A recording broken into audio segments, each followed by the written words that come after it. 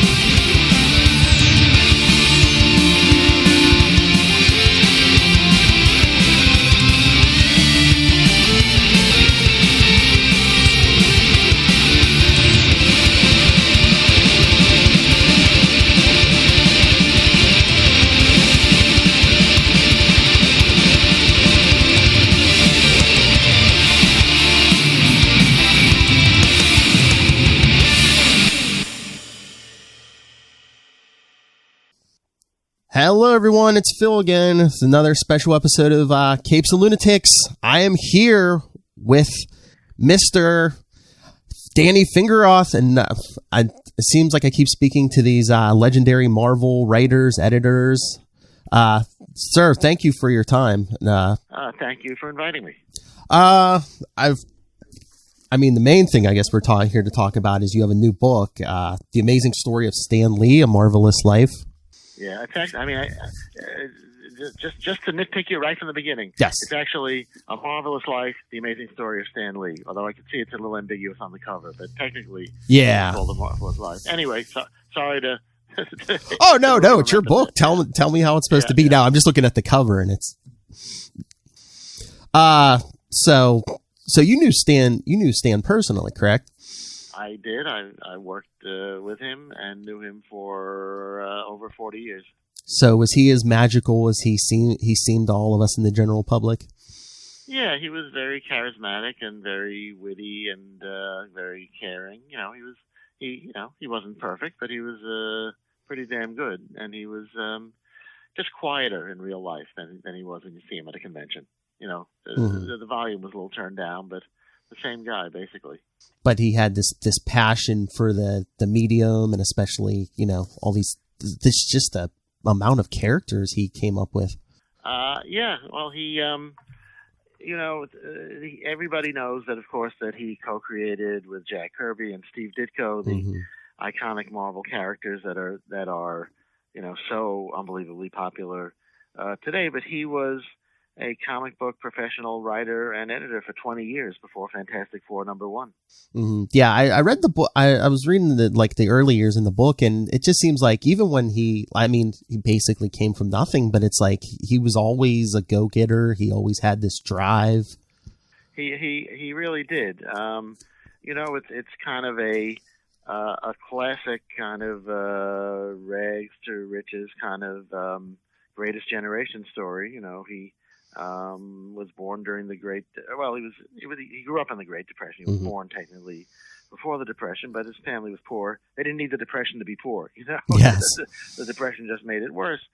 But he went. He was lived in New York and Washington Heights and in the Bronx, which is across the river from New York, and in very impoverished circumstances. Went to local public schools, and his family always had issues over money and how they're going to pay the rent and so on. And so he had after he graduated high school, he very briefly went to college because the girl he liked was going to City College. But when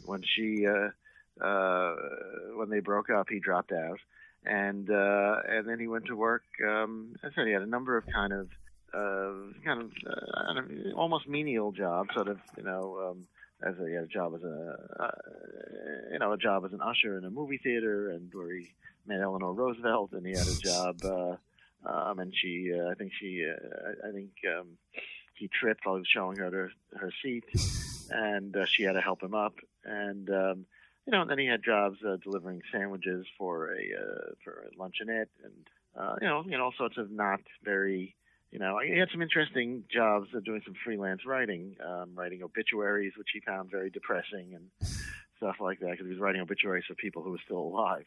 As they do for celebrities. That's why there's always, the day after a celebrity dies, there's always a big obituary for them, because somebody wrote it in advance, unless they were very young, in which case probably. Anyway, so Stan had a distant cousin who owned this publishing company, who they got him a job assisting Joe Simon and Jack Kirby, and but there was no reason to think that job would last any longer than the half dozen other jobs he's had since high school. But obviously, it worked out. It worked out for him. Yes. Oh yeah. But yeah, it just, maybe it's a lifelong comic fan in me, but it just seems like Stan and even his wife Joan, they were like the American royalty almost.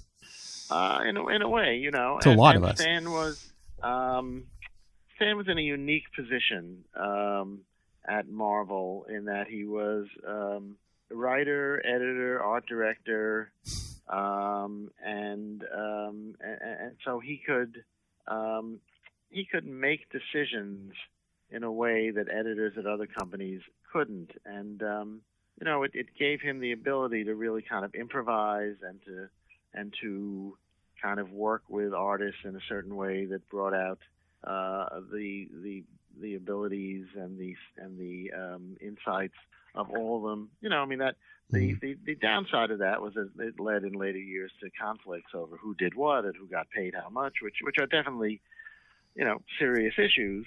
But in terms of making the best possible comic books that they could, and really hitting a nerve with the reading public, he was able to do stuff that other people couldn't, and then he was enough of an extrovert and understood kind of branding enough to make and to make himself the face not just of Marvel and its characters, but of comics in general, and really because there was no one else who was willing and able to do that job. He sort of invented that larger role for himself, and so I guess you could look at them as a certain kind of comic book royalty. Stan and Joan, they enjoyed it. They enjoyed that being famous in that way, and I think they enjoyed the cameos. And he was, a lot of people who go into comics or any creative field tend to be introverts, and even if they're talented and brilliant, they may not be that good at, or certainly may not enjoy promoting themselves and promoting their co-workers and co-creators. But Stan really was the right kind of person at the right place at the right time. Yeah, I just call him royalty because I'm sure the movie cameos help now, but it's just if you ask someone in the general public, someone who never even picked up a comic book, hey, name me a comic book creator, someone, everyone's going to say Stan Lee. Yeah, that would be the only one that people would really know. It's funny because people, because I sometimes am asked, or just we'll be talking with somebody about who's the successor, who's the next one, and really there's not any clear person who's interested in or able to do that. The closest one I can think of is Todd McFarlane, who's very outgoing and very talented and likes and he likes interacting with people. But that's the only one I think who comes close to maybe what Stan's role was. What do you think? Maybe is that because he's the most probably well-rounded, like Stan was, he's basically running his own business, plus he's working on the creative side Right, exactly. Although, of course, the ironic thing about Stan was he did not own those Marvel characters. No. He was a very well-paid employee, but he was always an employee of Marvel, or he did start his own companies. Mm-hmm. The ill-fated Stan Lee Media, and then more recently POW Entertainment. But he's always going to be most associated with Marvel and the comics. Yeah, but I think Todd is sort of a next generation version of what Stan did, and And what Todd and the other Image guys did was, of course, they learned the lessons that Stan's generation learned. Especially guys like Jerry Siegel and Joe Shuster, and the people from the very first era of comics. A lot of them, were kind of they made good money or decent money while they were popular and while they were in demand, but there was no real future for them. They were kind of seen as interchangeable freelancers, and even Stan had that problem sometimes, although obviously, more often he didn't. But I think people like the Image guys, Todd and Eric and the rest of them saw that even happened. What even happened with the people in the generation right before them, the people doing comics in the 70s and 80s. So even if they were very popular, still were not guaranteed any kind of pension or any kind of future. They still had to be hustling for work even as they got older. So I think Todd realized that owning the properties and owning the company was a much better way to go. But I think as much as that, I think he's also got the personality to enjoy talking to crowds of people and is exciting. Like Stan, he's charismatic and exciting to listen to, and always has witty, insightful, and exciting things to say. And do you think maybe they were both game changers because back when Stan created Spider-Man and and the Fantastic Four, the Hulk, Avengers, everyone, it kind of put a spotlight on comic, kind of matured the genre a little bit, and then the Image thing in the 90s kind of changed the whole industry. Okay, and let me just I know you know this, and I'm just gonna point out Stan co-created the Yes, I'm sorry. That's okay, but that's I love Stan, and without Stan Lee, there's no Marvel Comics. But I believe also without Jack Kirby and without Steve Ditko, of course, yes. So, in some ways, even without Martin Goodman, who was Stan's, who's the owner, who was Stan's cousin, I think they were all, irreplaceable elements. And Stan, with Stan being, in many ways, kind of the organizer and the catalyst. I think he was. It's so hard to apportion, exact percentages. But I think Stan, as much as any of the characters, he created the idea that being a Marvel reader made you special. Mm-hmm. That just by picking up that comic, he was able to. He was an adult who spoke to kids, but didn't talk down to them and didn't lecture them. And didn't pretend that he was a kid. He just somehow had this gift for, in the comics, of course, where he was brilliant, but also in the letters page answers and the bullpen bulletin. I'm from that first generation of Marvel readers in the 60s, and I was reading other comics and enjoying them well enough, but there was something that Stan understood about what would make somebody just feel like they were in on something so exciting that they couldn't miss a single issue of any of the Marvel comics. And, so of course the comics had to be great, but they didn't always have to be great. What we remember, what's come down, of course, is the Galactus trilogy and Man, this Monster, and the Master Planner saga, and all those kind of stories that are so iconic. They have names above and beyond just the title of the comic book. Yes. There were a lot of crappy Marvel stories that came out over the years, but because Stan was so good at promoting, he could make you forgive the stories that weren't so great, and even the ones and they all had something cool. But they were. Just I don't want to. If you go back and look at the various, continuous runs of the comics that weren't necessarily Fantastic Four, Amazing Spider-Man, but Stan was your pal. He made you love being part of Marvel, and really it's like, okay, so this isn't the greatest story ever, but it's still pretty good, and and it's still part of that world, So it was,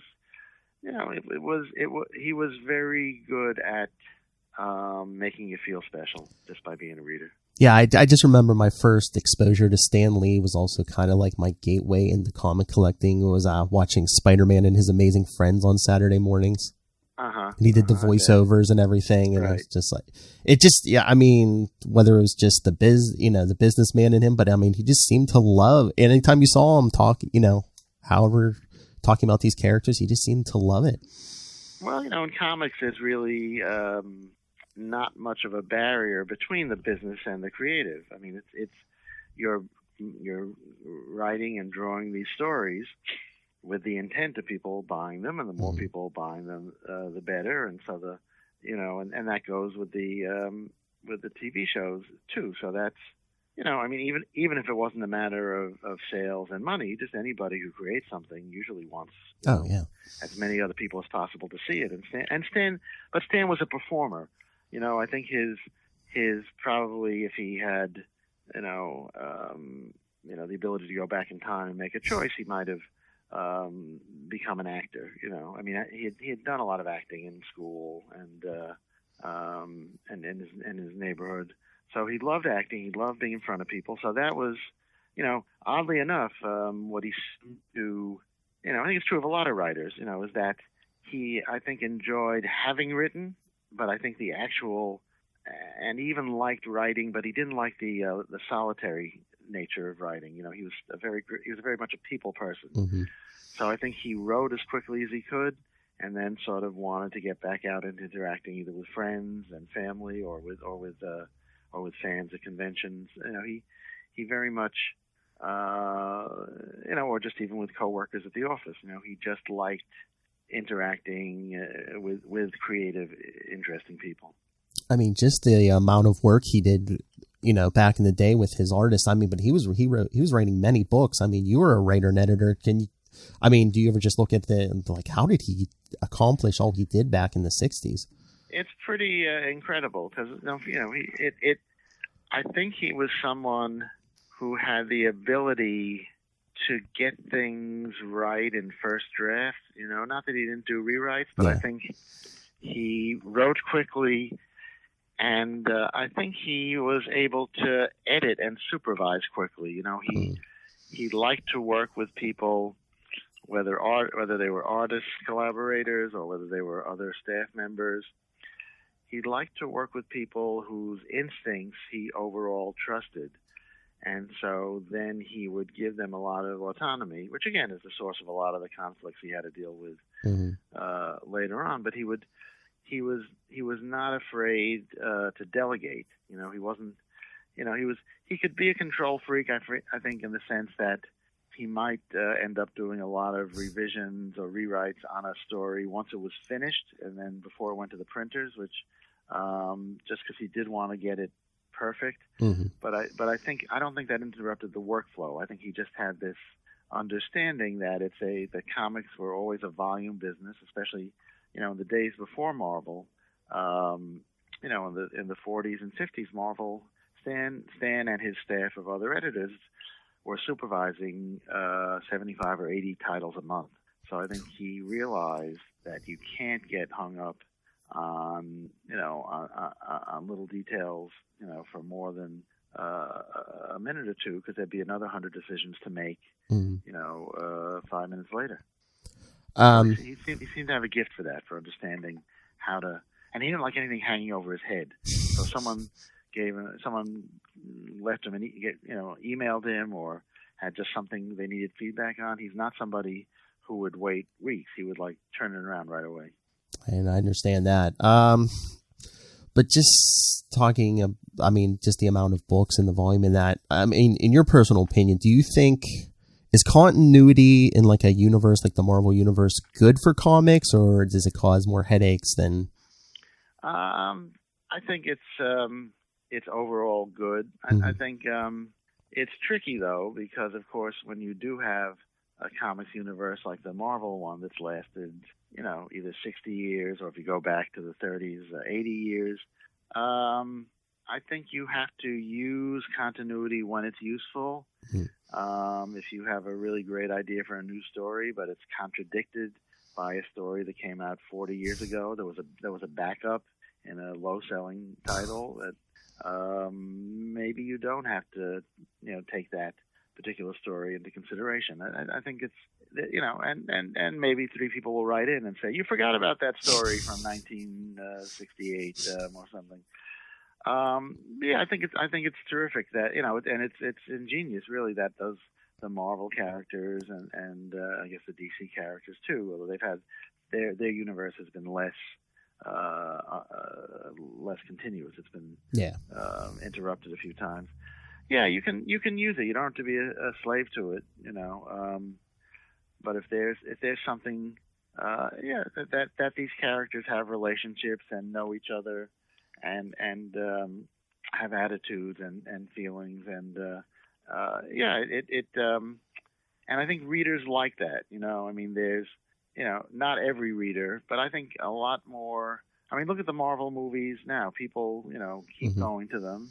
More go to them, with each one, and I'm guessing that that most of the viewers, maybe maybe 20% really remember every single detail of every single movie, but I think most people going to the movies are like most people, reading comics, which is they sort of kind of know who are the good guys, who are the bad guys, who loves each other, who hates each other. What the stakes are in a particular story, and it gives the stories resonance. I think there used to be a big fear in comics that we alienate readers with the stories, people want it. But I think there's a significant part of the audience that if they come in and it's issue 428, they don't go, oh no, I'm not going to bother because there's 428 issues. They're going to go, wow, that's really exciting. There's 428 issues. I think for a lot of people, that clearly they demonstrate with their box office and video and DVD and download purchases that people like that kind of a complicated universe. You have to give them a fighting chance. I think you have to, that was sort of one of the main skills that Marvel writers were taught to be able, if you're not going to do an actual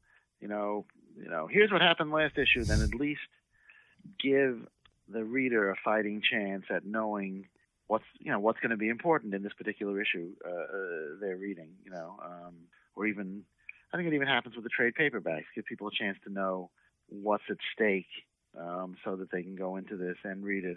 That it's hard to do, and I see it done not that well at times, but ideally that's what you want to do, is say, you don't have to know every single thing. Here's the basics, and the rest you'll pick up as you go along. Well, wasn't that Stan's mantra? Because, there was always a quick summary at the beginning of all the books back in the day, because Stan always said, every comic could be someone's first. Right. And it was tricky, especially back in the 60s. Distribution of comic books was spotty. So if you bought one issue of Iron Man, you didn't, before the comic shops, when the comics were on sale on the newsstands, you didn't necessarily know if you were ever going to see part 2 or part 3, because it just might not be in the bundle that the distributor sent to your local retailer that week. So it was taking a big chance to do continued stories.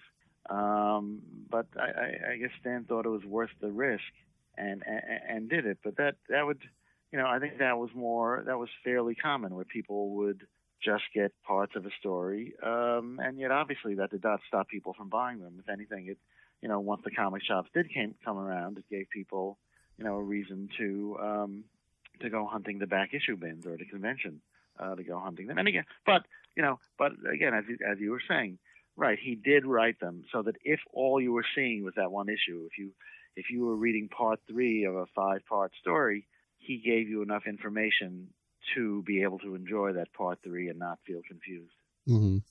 That's the other thing I wanted to ask you about. You were talking about the high issue counts. Like, it seems like now, like Marvel and DC, they kind of like reboot the numbering every so often, and I'm just like, I don't. Do you think it's a big advantage? Because I know back when I started collecting, like if something was 300 something, or I was willing to jump on, Amazing Spider-Man at 310, and then there was doesn't matter, low count, high count. I mean, I was picking up Danny Fingeroth What If issues. I was picking up Fantastic Four and Amazing Spider-Man at 300 some issues.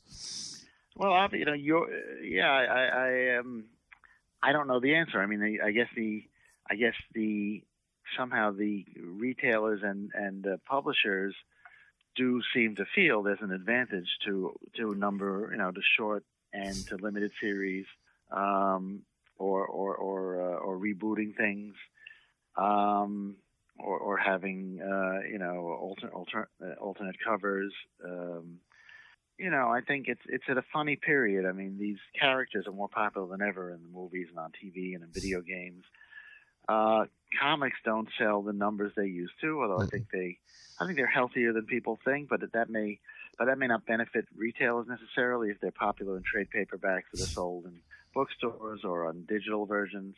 So I guess there's still a segment of the collecting public that would prefer a number 1 to a number 522. Even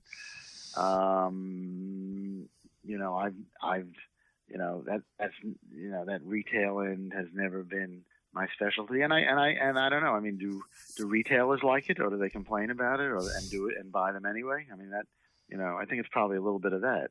I think you're right. If it was just people buying them for the content, then it wouldn't matter what issue number it was. But if a lot of your readers, if a lot of your consumer base is buying them to have a number 1 issue that they can slab and maybe, make themselves believe they can sell it for a lot of money in 10 years, then maybe having a number 1 is potentially good.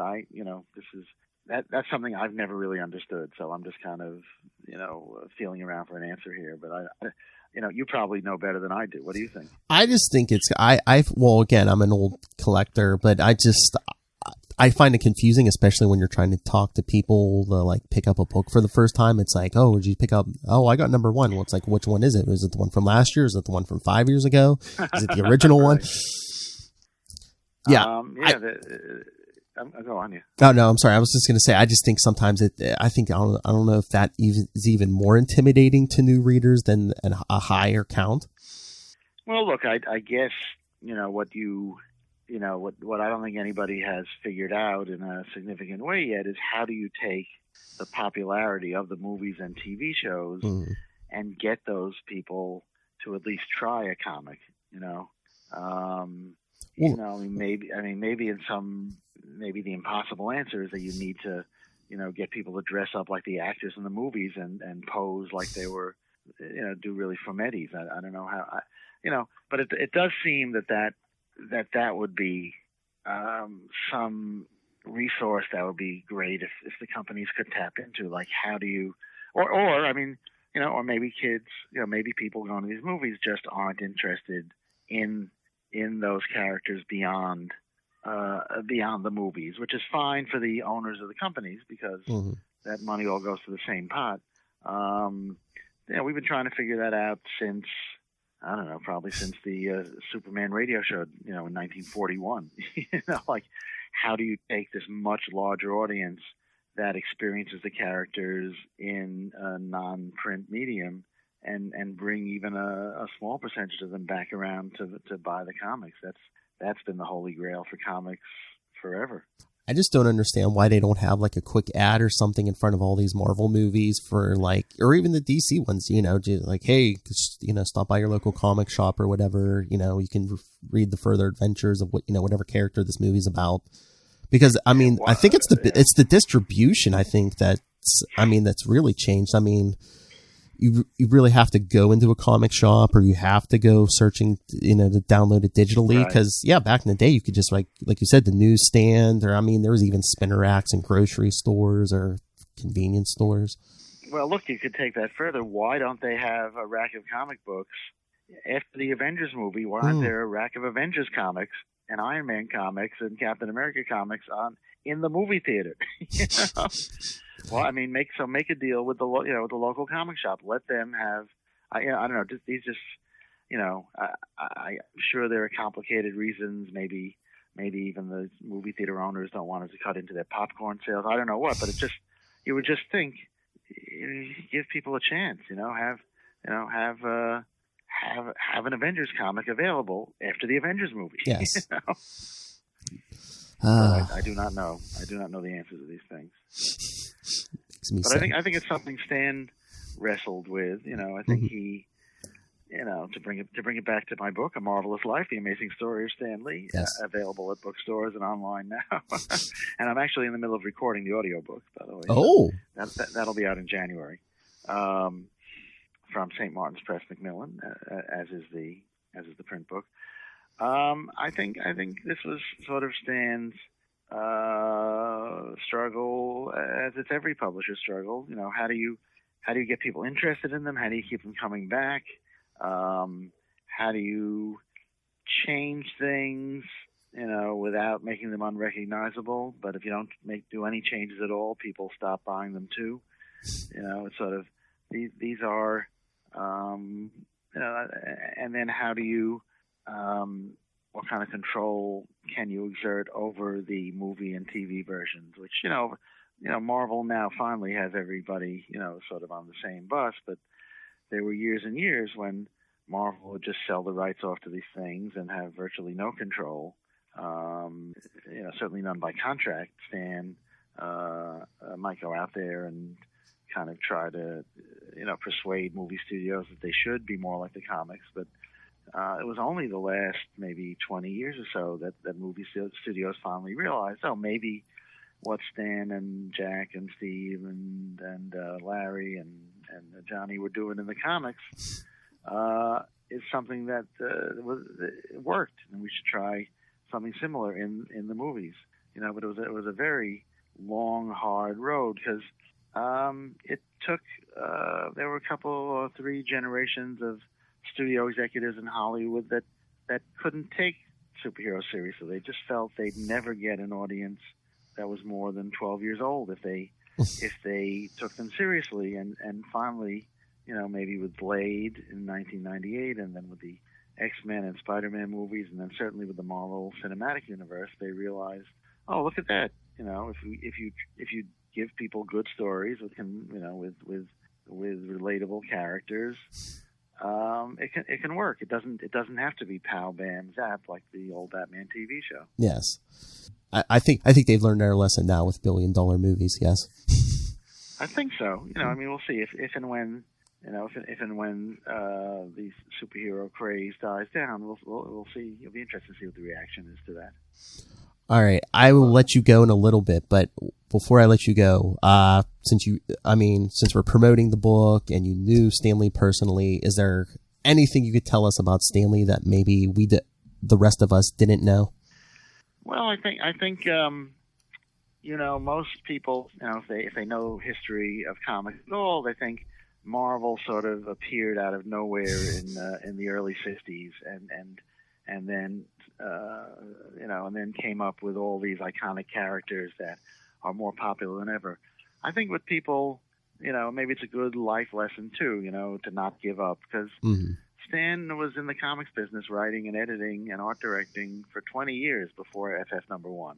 And Marvel had its share of successes, but Stan was known in the business, but not known to the general public, and certainly the characters were never as well known as they are now. But they had kind of an implosion and some hard times, and almost went out of business in the late 50s, and they sort of turned it around. So I think that's the interesting thing, that Stan was the overnight sensation that took 20 years. For him to learn his skills and become as proficient as he was, in order to take advantage of the opportunities presented by the implosion that happened at Marvel in the late 50s. So sort of, I think it's an interesting and important lesson for people to learn about Stan in particular, and sort of as a role model for people in general. Okay, yeah, because isn't that the story that was he thinking at one point of getting out of comics to write the Great American Novel, and then he was always thinking of getting out of comics. Yeah. being in comics was like being in pornography. Being in comics was like being in the mob. It was, it wasn't anything that people in your family would like would brag about. It's hard to for people now to understand that because these characters are so beloved. But comics was for most people a stepping stone to a serious job, or to a real job in advertising or illustration or in Hollywood. And I think Stan, had those desires too. So he was always, I think he was proud of what he did and enjoyed what he did. But a lot of times for him, it was, especially in the 40s and 50s, it was a means to make a living and support his family and have a nice lifestyle. I think it was, I think it was only when Marvel started hitting it big that he thought that it might actually be a career for a grown-up. And even then, as a child of the Depression and from a poor family, he never stopped having side gigs and backup plans. He was a very complicated guy who had to deal with a lot of different